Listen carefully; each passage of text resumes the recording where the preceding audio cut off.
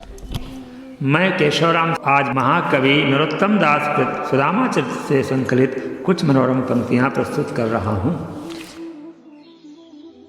श्री गणेश सुमिरण करूँ उपजय बुद्धि प्रकाश, सो चरित्र वर्णन करूँ जासो दारिद्र नाश। कविवर नरोत्तम दास जी कहते हैं कि प्रथम पूज्य श्री गणेश भगवान का सुमिरन करता हूँ, इससे बुद्धि में प्रकाश उत्पन्न हो और चरित्र का वर्णन करने से संपूर्ण दारिद्र्य का नाश हो जाए। कहानी कुछ इस प्रकार से है कि एक ब्राह्मण जिनका नाम सुदामा था, भगवान कृष्ण के बचपन के सखा होते हैं। कालांतर में भगवान द्वारिकाधीश हो जाते हैं और धीरे धीरे विप्र सुदामा गरीब से गरीब होते चले जाते हैं। तो उसका वर्णन करते हुए कविवर कहते हैं कि यद्यपि सुदामा जी गरीब हैं, परंतु उनको कोई गरीब होने का ज़्यादा दुख या गम नहीं है। वो निरंतर इस अवस्था में भी भगवान का नाम लेते रहते हैं। और उनकी पत्नी बहुत पतिव्रता और पति के अनुकूल चलने वाली है। इसका वर्णन इस प्रकार से किया है। विप्र सुदामा बसत हैं सदा अपने धाम, भिक्षा करि भोजन करें ये जपै हरि नाम। ताकि घरनी पतिव्रता गहे वेद की रीत, सुलझ सुशील सुबुद्धि अति पति सेवा में प्रीत। कही सुदामा एक दिन कृष्ण हमारे मित्र, करत रहते उपदेश तिये ऐसो परम विचित्र। महाराज जिनके हितु है हरिव्रत कुल चंद, ते दारिद्र संताप ते रहे न क्यों निर्द्वंद।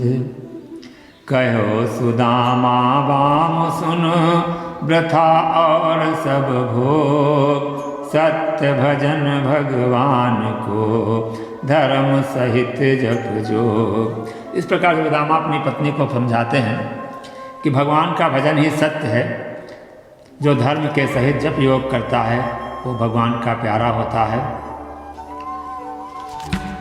और आगे कहते हैं कि शिक्षक हों सिगरे जग को तिय काहु कहा, अब देती है शिक्षा जय तप के परलोक सुधारत, संपत्ति की तिनके नहीं इच्छा। मेरे हिये हरि के पद पंकज, 12,000 ल देखु परीक्षा। औरन को धन चाहिए बावरी, बांझन के धन केवल भिक्षा। इन पंक्तियों के माध्यम से सुदामा जी अपनी पत्नी को समझाते हैं कि हम ब्राह्मण हैं, भगवान का भजन करने के लिए मेरी उत्पत्ति हुई है। तो इस भगवान के चरण कमलों में अगर प्रेम है, दूसरों को धन चाहिए। कहते हैं बावली, अपनी पत्नी को कहते हैं बावली, दूसरों को धन चाहिए होगा तो चाहिए होगा, हम ब्राह्मण हैं, हम भिक्षा मांग करके ही अपना काम चला लेंगे, परंतु हम किसी के आगे हाथ नहीं फैलाने वाले हैं। इस पर उनकी पत्नी कहती है कि हम लोग इतनी विपत्ति में रह रहे हैं कि जो सबसे निम्न कोटि का अनाज होता है, अन्न होता है, जिसको कोदो और सवा कहते हैं, वो भी हम लोगों को पेट भर नहीं मिलता है। और बर्तन के नाम पे टूटा हुआ तवा और फूटी हुई कठौती आज तक हमारा साथ नहीं छोड़ रही है। तो इसको इस प्रकार से वर्णन करते हैं। कोदो सवा जुर तो भरी पेट, न चाहती हूँ दधि दूध मिठौती। अगर कोदो सवा पेट भर मिल जाता तो हम दूध मिष्ठान कुछ नहीं चाहते, शीत व्यतीत भयो शिष्यात ही, हाँ हटती पै तुम्हें न पठौती। शीत में, ठंडक में सिसियाते हुए, कष्ट उठाते हुए हम बिता लेते, खाली हमारा पेट भर जाता, तब हम हट करके तुमको ये ना कहते कि अपने मित्र कृष्ण भगवान के यहाँ जाओ, कभी ना कहते। मजबूरी की अवस्था में हम आपसे प्रार्थना करते हैं कि आप अपने बचपन के मित्र द्वारिकाधीश कृष्ण के पास जाएंगे तो वह ज़रूर आपकी कुछ न कुछ मदद करेंगे। इस पर सुदामा जी ये जवाब देते हैं, कहते हैं कि बार बार आप द्वारिका जाओ ऐसा कहती हैं और वे नहीं जानती हैं कि वहाँ पर बड़े बड़े दंड लिए हुए द्वारपाल खड़े हुए हैं, बड़े बड़े राजा महाराजा भी उस भगवान के पास नहीं जा पाते हैं। और हमारे पास तो जो है चावल भी नहीं है, बिना भेंट के राजा के दरबार में अपने मित्र के यहाँ कैसे जाएंगे, क्योंकि मित्र के यहाँ, गुरु के यहाँ, भगवान के यहाँ मंदिर में ऐसी जगह जाने से कुछ न कुछ भेंट या प्रतीक चिन्ह अवश्य होना चाहिए। इसको इस छंद में बयान करते हैं, कहते हैं द्वारिका जाओ जू, थोड़ा झल्ला जाते हैं सुदामा जी, कहते हैं आप आठों वक्त एक ही बात तुम रटती रहती, द्वारिका जाओ। इसको इस प्रकार से कहते हैं, द्वारिका जाओ जू, आठों जाम यहाए झक तेरे, जो न कहो करियो तो बड़ो दुख, जइए कहाँ अपनी गति हेरे, द्वार खड़े प्रभु के छरिया तहाँ, भूपत जान न पावत नेरे, पांच सुपारी तो देख विचारिक, भेंट को चारि न चावर मेरे, पांच सुपारी तो देख विचारिक, भेंट को चारि न चावर मेरे। इस प्रकार सुन करके ब्राह्मणी पड़ोस में जा करके पाव से चावल लेकर बहुत प्रसन्नता के साथ सुदामा जी के पास आती है और सुदामा जी वहाँ से चल पड़ते हैं जहाँ कृष्ण भगवान रहते हैं और द्वारपालों से कहते हैं कि हमारा नाम सुदामा है, कृष्ण और हम एक साथ पढ़े हैं और हमारा पांडे कुल है। तो इस प्रकार से कहते हैं, नाम सुदामा कृष्ण हम पढ़े एक ही साथ, कुल पांडे ब्रजराज सुनी, सकल जानी हैं गाथ। तो द्वारपाल सुदामा की बात सुन करके जहाँ भगवान होते वहाँ पहुँचते हैं, हाथ जोड़कर भगवान से इस प्रकार से बयान करते हैं कि शीश पगा न झगा तन में, झगा माने वस्त्र, सिर पे पगड़ी नहीं है, शरीर पे वस्त्र नहीं रहे हैं, पता नहीं कौन किस ग्राम से एक दुर्बल ब्राह्मण आया है जिसके पैरों में जूते भी नहीं हैं, एक धोती फटी है, गंदी है और दुपटी हुई धोती पहने हैं, बहुत दुर्बल हैं और हमारे धाम को बहुत चकित होकर देख रहे हैं, आपका धाम पूछ रहे हैं, अपना नाम सुदामा बता रहे हैं। तो इसको इस प्रकार से नरोत्तम दास जी ने वर्णन किया अपने सुंदर शब्दों में कि द्वारपाल चलिक तहाँ गयो, जहाँ कृष्ण यदुराय, हाथ जोड़ ठाड़ो भयो, बोलो शीस नवाय। तो शीस पगा न जगा तन में, प्रभु जाने को आही बसे के ही ग्रामा, धोती फटी सी लटी लुपटी, अरुपाए उपाना की नहीं सामा, द्वार खड़ो दुज दुर्बल, एक रहो चकिसो वसुधाय विरामा, पूछत दीन दयाल को धाम, बतावत अपनो नाम सुदामा, पूछत दीन दयाल को धाम, बतावत अपनो नाम सुदामा। तो सुदामा का नाम सुनते ही भगवान कृष्ण दौड़ पड़ते हैं और दौड़ करके द्वारिका के नाथ सुदामा का हाथ पकड़ करके ले आते हैं, दोनों आँखों में अश्रु भर के पूछते हैं। तो वृक्ष कहते हैं, अरे हमारे मुसीबत में, परेशानी में, कष्टों में हमें कौन पहचानेगा, लेकिन आप जो हैं दया के सागर हैं, नैन दो जल भरी पूछत कुशल हरि, विप्र बोलो विपदा में मोहि पहचाने को, जैसी तुम करी तैसी करी को दया के सिंधु, ऐसी प्रीत दीन बंधु दीनन सो माने को, ऐसी प्रीत दीन बंधु दीनन को माने सो। उनकी दशा देख करके भगवान बहुत विह्वल हो जाते हैं। सेवकगण चरण धोने के लिए परात में जल लेके आते हैं, लेकिन भगवान उनके दशा देख करके और बहुत रोते हैं, बहुत रोते हैं, यहाँ तक रोते हैं कि परात का पानी भी हाथ से नहीं छूते हैं इतना, और उनके पैरों को, अपने नैनों को जल से धो देते हैं।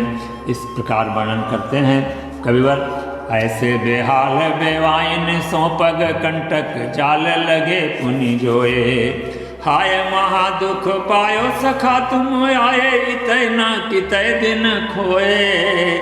और देखी सुदामा की दीन दशा, देखी सुदामा की दीन दशा, करुणा करके करुणा निधि रोए, पानी परात को हाथ छुयो नहीं, नैनन के जल सो पग धोए, पानी परात को हाथ छुयो नहीं, नैनन के जल सो पग धोए।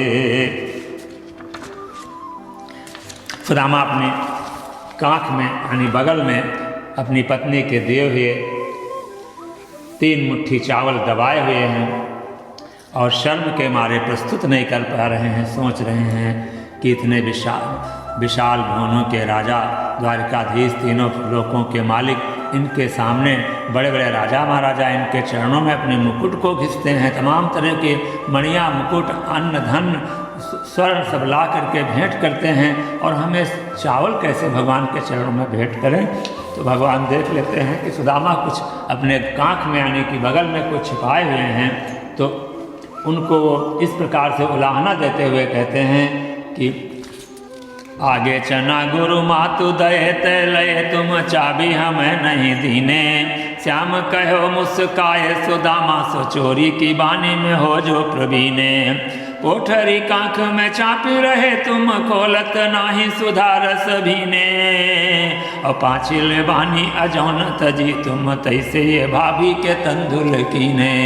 तुमने पिछली आदत अपनी नहीं छोड़ी, अपना स्वभाव नहीं छोड़ा है। एक बार गुरु माता ने हम लोग चने दिए थे, हम लोग साथ साथ जंगल में लकड़ी लेने के लिए गए थे और अकेले अकेले तुमने चबा लिए थे, हमें नहीं दिए थे, वो तुम्हारा स्वभाव अभी नहीं गया है। उसी प्रकार से तुम हमारी प्यारी भाभी के चावल भी जिन्होंने बड़े प्रेम से हमारे लिए भेजा है भेंट के रूप में, तुम नहीं दे रहे हो। इस प्रकार से भगवान उनकी पोटली को ज़बरदस्ती खींच लेते हैं और चावल खाने लगते हैं। एक मुट्ठी चावल खाते हैं तो 1 लोक का राज्य दे देते हैं, दूसरी मुट्ठी चावल की खाते हैं तो 2 लोकों का राज दे देते हैं। लक्ष्मी स्वरूपा रुक्मणी जी उनकी जो पट रानी हैं, तीसरी मुट्ठी खाते ही उनका हाथ पकड़ लेते हैं, कहते हैं क्या आप सुदामा हो जाओगे, क्या आप सुदामा हो जाओगे, और अब सुदामा को आप बना दो, कम से कम 1 लोक का राज्य तो अपने लिए रखो। इसी समय भोजन रसोइये आ जाते हैं, कहते हैं प्रभु 56 प्रकार का भोजन आपके मित्र के लिए तैयार है। फिर भगवान वहीं पर रुक जाते हैं, सुदामा को लेकर के जाते हैं और 56 प्रकार का भोजन कराते हैं। उनको रुकने के लिए, ठहरने के लिए सुंदर आसन देते हैं, बिस्तर इत्यादि की व्यवस्था करते हैं। और सुदामा जी बिना कुछ मांगे हुए, उनको कुछ पता भी नहीं चला कि भगवान ने हमको क्या दिया है, और भगवान से इजाज़त लेकर के रोते रोते अपने धाम को प्रस्थान करते हैं।